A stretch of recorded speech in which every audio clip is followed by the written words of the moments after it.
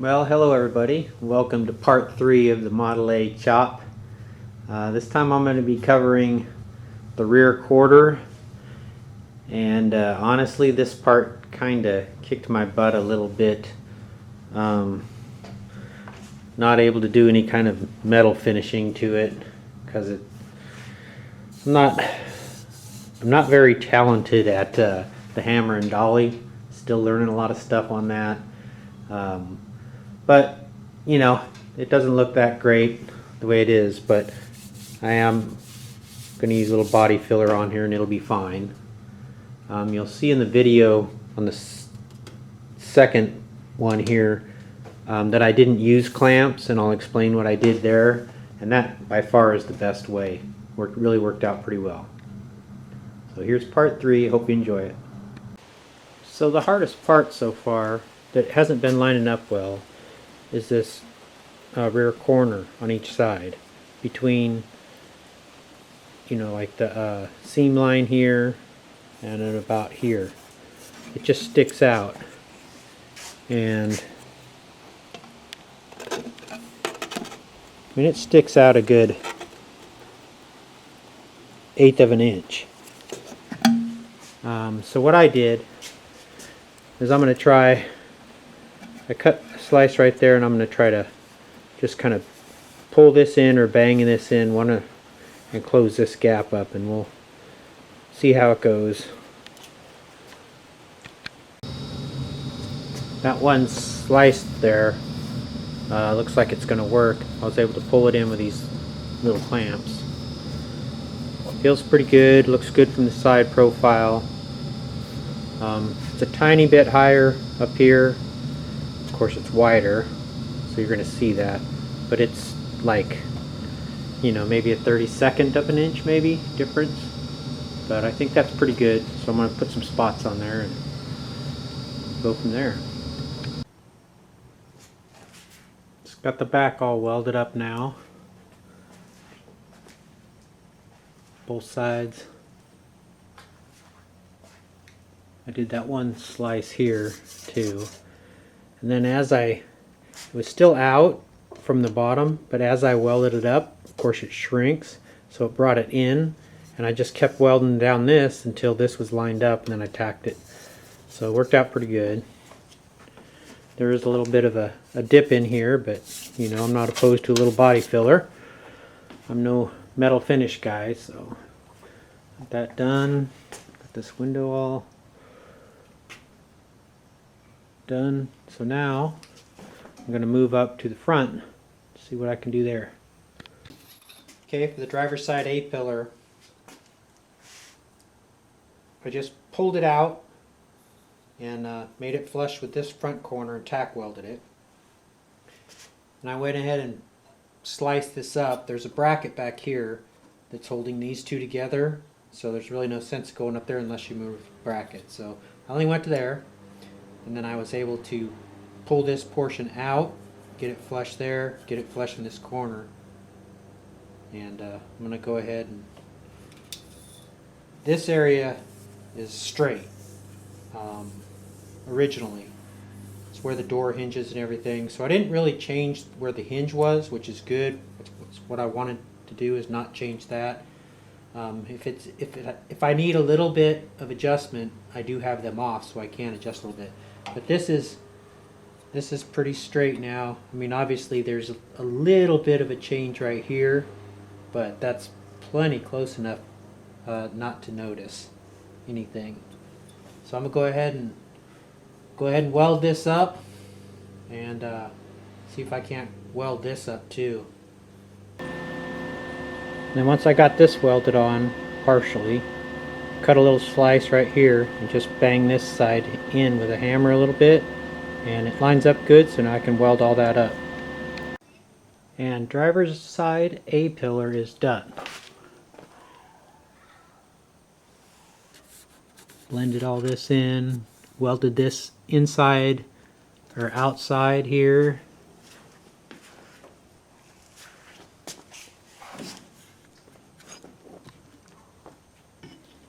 I don't know if I can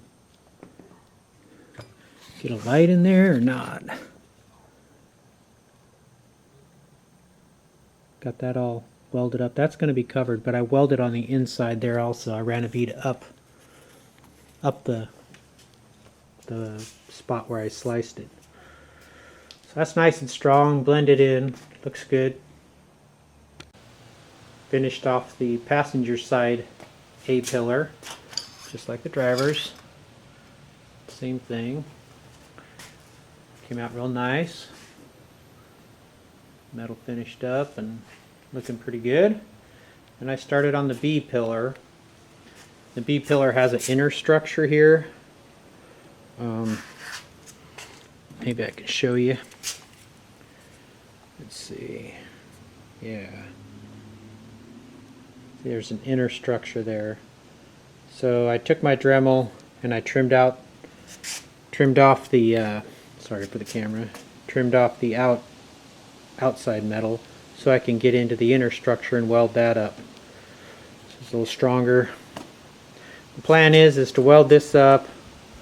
I'll use this piece I cut out to fill that area in, weld that up, and then for the wood I think I'm going to take my router and cut a slot and put a piece of wood in there. So that's the plan. Alright, got the inner structure welded up. It's kind of tough because it's kind of rusty. I just spot welded it. The wood behind it was smoking pretty bad, but nothing caught on fire or anything. Anyway, got that all welded up and got my piece cut and fit for that. So now I'm going to go ahead and weld that up. Well, finally got the B-pillar done. Came out pretty decent. See a little bit of marks that didn't sand out. This is a tiny bit low here. I'll have to use some filler. Little stuff, really tiny. But overall, came out good. Looks good. On the side. So, yeah, now on to the driver's side. Well, the driver's side B-pillar is done now. And so basically the top is on and welded all back together now. So what I've done on the B-pillar, took my router, took a 1/2 inch bit and cut a spline slot in it. And I made myself a spline at a 1/2 inch. I think this is ash. It's pretty hard wood. That is gonna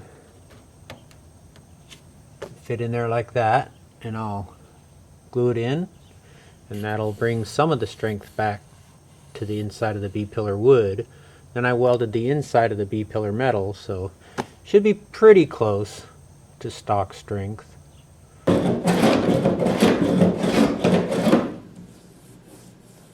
Line's all finished off,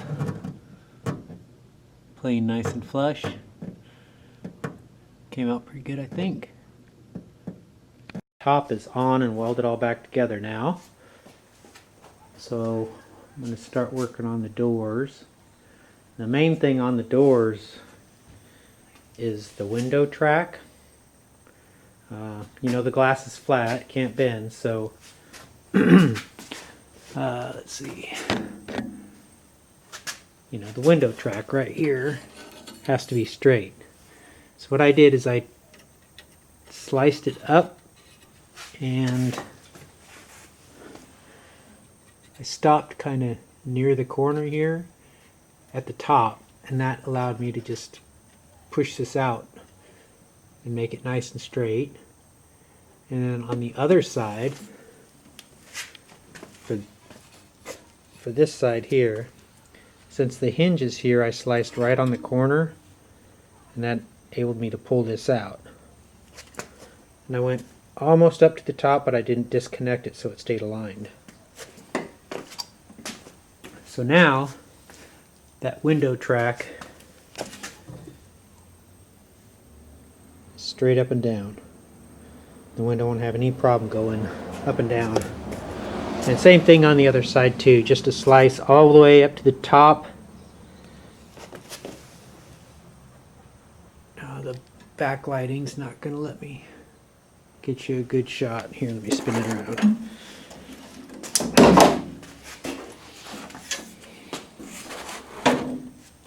Okay. So there's like a flat area here before it starts to curve. I started my cut on the flat area, and I went up at an angle near the top edge, and that way it allowed me to pull this out without messing, for one, with this curve here. So I'm on more on the flat area, and going towards the end there, it allowed me just to, you know, keep this really nice and straight. And again, I didn't disconnect it up here, I just pulled it out after it was cut. So anyway, that's what I'm going to do on both doors. I mean, it's a pretty good gap here, so I'm probably going to add some filler material, cut some steel, and make sure it's in there, because if you don't, this track will probably bow in from the welds shrinking when they're heated and pulling it in. So anyway, that's how I did my cuts. That's how I got my window track back together. Everything is looking good so far. The doors still closed nice and everything's lined up, so keep going. Everything is done, all welded and finished up here. The whole lid is finished up. I do have to go in and weld those little braces right here, where they join the pieces together on the inside. But I'm going to take the cross bracing out now and stuff. So when I started taking the car apart to chop this thing, and I kind of started off with a windshield so that I would have something to fit against the chop to make sure everything is good with it. And I noticed right off the bat that the windshield is like a 1/2 inch off of square. It's let's see, it's tilted this way. So, and even the glass itself, and I think it's the original glass, I measured that from corner to corner, and it's a 1/2 inch off square. So the whole thing has been all cattywampus. When I chopped this, I made sure that the top was square from corner to rivet, or rivet up here, to corner to rivet. And I have it within a 32nd of an inch, which is super close. Okay, that's 1/64th out of square.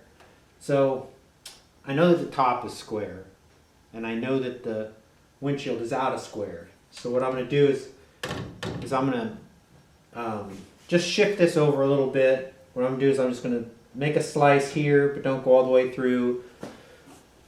Make a slice here, but don't go all the way through. And then I'm just going to push it over to where it's equal and tack it, and then I'll go ahead and weld this up, and hopefully the original glass, if I take 3 inches off the top of it, hopefully it will slide in here and still work for me, so I don't have to buy another piece of windshield glass. So anyway, that's what I'll be doing with the windshield.